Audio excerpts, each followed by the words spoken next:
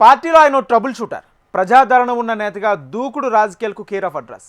పార్టీలో అంతర్గత సమస్యలను పరిష్కరించడంలో, ఎన్నికల్లో ఇచ్చిన టార్గెట్ను పూర్తి చేయడంలో దిట్ట. కానీ ఇదంతా గత వైభవం. ఇప్పుడు ట్రబుల్ షూటరే ట్రబుల్స్ ఫేస్ చేస్తున్నాడు. ఇంటా బయట కొంతమంది నేతలకు, సోషల్ మీడియాకు టార్గెట్గా మారారు. జేజేలు అందుకున్న చోటే విమర్శల పాలవుతున్నారు. కొంతమంది నేతలు పోతూ పోతూ ఆయనపైన ఎందుకు విల్లు ఎక్కుపెడుతున్నారు? ఎందుకు ఆయన చుట్టూ ఏం జరుగుతుంది? ఇదంతా కుట్ర లేక కర్మ సిద్ధాంతంలో భాగమా? ట్రబుల్ షూటరే ట్రబుల్స్లో పడ్డారు. కొంతమంది నేతలు సోషల్ మీడియాకు ఎందుకు టార్గెట్ అయ్యారు? హరీష్ రావుపై విల్లు ఎక్కుపెట్టింది ఎవరు? ఇది ఇంటి కుట్రలా లేక బయటి కుట్రలా? హరీష్ వల్లే పార్టీ వీడామన్న రఘునందన్, మైనంపల్లి, కవిత. ఒక వర్గం నేతలే హరీష్ రావును ఎందుకు పాయింట్అవుట్ చేశారు? పార్టీలో ఎలాంటి సమస్యనైనా ఇట్టే చక్కదిద్దగలిగే పేరు సంపాదించుకున్న బీఆర్ఎస్ ముఖ్యనేత హరీష్ రావు ఇప్పుడు తానే సమస్యల సుడిగుండంలో చిక్కుకుపోయారా? పార్టీకి 1000 ఏనుగుల బలంగా నిలబడ్డ హరీష్ ఇప్పుడెందుకు విమర్శల పాలు కావాల్సి వచ్చింది? పార్టీలో నెలకొన్న విభేదాలకు, అవినీతి ఆరోపణలకు హరీష్ రావే కారణమన్నంతగా ఎందుకు టార్గెట్ అయ్యారు? ప్రత్యర్థుల నుంచే కాదు, ఇంటి నేతలు అలాగే సోషల్ మీడియా వేదికగా హరీష్ రావు ఇమేజ్ని తగ్గించేలా, ఆయనకు రాజకీయంగా నష్టం చేకూర్చేలా కామెంట్ల వర్షం కురవడానికి కారణమేంటి? ఇదే ఇప్పుడు రాజకీయ వర్గాల్లో జరుగుతున్న చర్చ.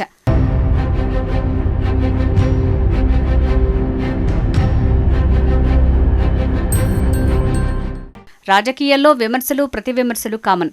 ప్రత్యర్థుల మధ్య మాటల తూటాలు పేలటం సాధారణం. కానీ తెలంగాణలో తాజా రాజకీయాలు చూస్తుంటే ఒక వ్యక్తి టార్గెట్గా జరుగుతున్నాయి. సోషల్ మీడియా నుంచి మూకుమ్మడి దాడిని ఎదుర్కొంటున్నారు. ఆయనే బీఆర్ఎస్ నేత హరీష్ రావు. ఇది ప్రజల నుంచి వ్యక్తమవుతున్న అభిప్రాయమా లేక కావాలనే కొంతమందికి ఆయన టార్గెట్ అయ్యారా అన్న అనుమానాలు కలుగుతున్నాయి. పార్టీలో ఎక్కడ సమస్య ఉంటే అక్కడ వాలిపోయి పరిష్కారం చూపగలిగే దిట్టగా పేరు సంపాదించుకున్న హరీష్ రావు ఇప్పుడు తానే ట్రబుల్స్ ఫేస్ చేస్తున్నారు. సొంత పార్టీ నేతల నుంచే విమర్శలు, ఆరోపణలు ఎదుర్కోవటం ఆయన్ని రాజకీయంగా, వ్యక్తిగతంగా ఇబ్బందులకు గురి చేస్తున్నట్టుగా చెప్పుకుంటున్నారు. పార్టీని హస్తగతం చేసుకోవటానికి హరీష్ రావు కుట్ర చేస్తున్నారన్న ఆరోపణలు చేయటం ఆయన విశ్వసనీయతపైనే దెబ్బ కొట్టేలా ఉన్నాయట.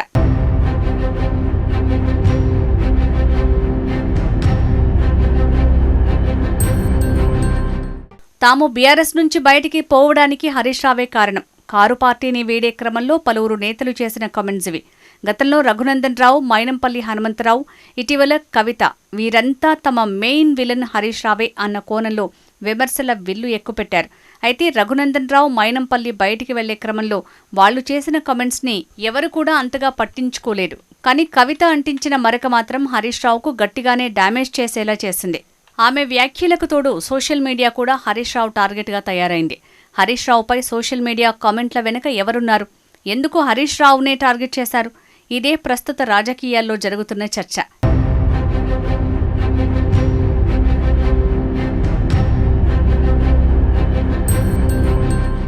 గతంలో హరీష్ రావు పనితనాన్ని పొగిడిన సోషల్ మీడియా ఇప్పుడు విమర్శలు అదే స్థాయిలో ఎక్కుపెట్టింది. ప్రతి అంశాన్ని భూతద్దంలో చూపే విధంగా ప్రయత్నాలు ప్రారంభించింది.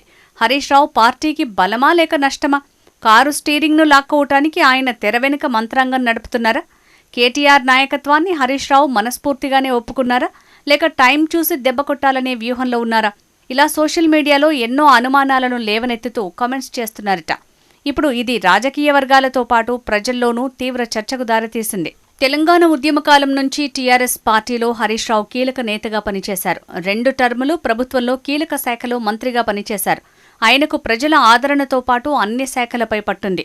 ఇరిగేషన్, ఆర్థిక శాఖలపై ఆయనకు అపార అనుభవం ఉంది. ఈ అనుభవమే కేసీఆర్కు మరింత దగ్గర చేసింది. కొన్ని సందర్భాల్లో హరీష్ రావు లేకుంటే ముందుకు పోలేమనే భావన పార్టీ అధిష్టానంలో నెలకొంది. ఆయనకు సైతం పార్టీలో అదే స్థాయిలో గుర్తింపు ఉంది. రెండోసారి అధికారంలోకి వచ్చిన తర్వాత హరీష్ రావుకు వెంటనే కేబినెట్ బెర్త్ దక్కకపోవడంతో కేసీఆర్, హరీష్ రావుల మధ్య కొంత గ్యాప్ ఏర్పడిందనే చర్చ ఉంది. మళ్లీ కేబినెట్లోకి హరీష్ రావు రీఎంట్రీతో అన్నీ సర్దుకున్నట్టు కనిపించాయి.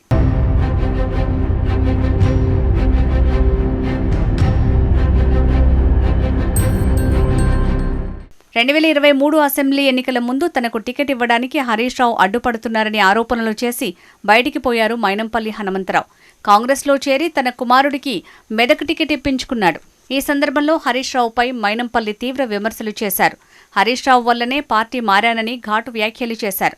అంతకుముందు రఘునందన్ రావు కూడా హరీష్ రావునే పాయింట్అవుట్ చేశారు. ఇక కేసీఆర్కు తాను రాసిన లేఖ ఎప్పుడైతే మీడియాకు లీక్ అయిందో అప్పటి నుంచి కవిత కూడా హరీష్ రావుపై పరోక్ష విమర్శలకు పదును పెట్టింది.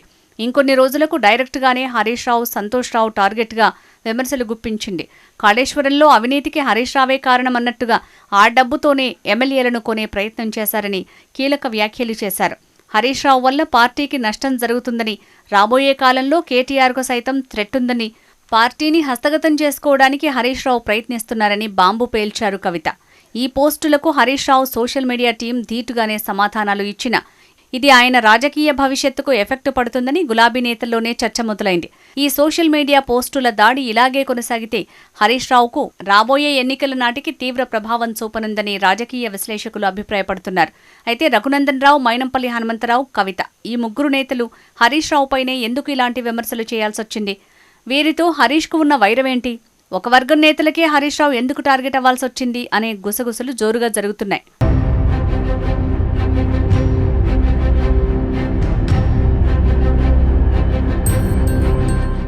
ఈటెల రాజేందర్ బీఆర్ఎస్ను వీడి బయటికి వెళ్లే టైంలో కేసీఆర్ వ్యవహార శైలిని తప్పుబట్టారు.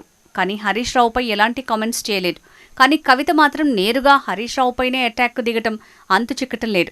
తాజాగా బతుకమ్మ సందర్భంగా చింతమడక, సిద్దిపేట ఎవరి సొత్తు కాదు, ఒకరిదే అని ఫీల్ అవుతున్నారు.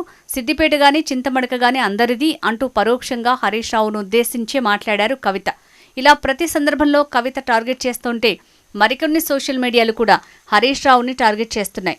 ఎవరికి తోచిన విధంగా వాళ్లు కామెంట్స్ చేస్తున్నారు. ఇలాంటి విషయాలపై పార్టీ ఏ విధంగా దృష్టి పెట్టనుంది అనే ఆసక్తి రేపుతోంది. ఈ అంతర్గత కుమ్ములాటలు ఎటు దారి తీస్తాయో అని పార్టీ క్యాడర్లో, నాయకుల్లో ఆందోళన స్టార్ట్ అయింది. ట్రబుల్ షూటర్ని ట్రబుల్లోకి నెట్టే వారిపై పార్టీ ఎలా స్పందిస్తుందో అనేది ఆసక్తి రేపుతోంది.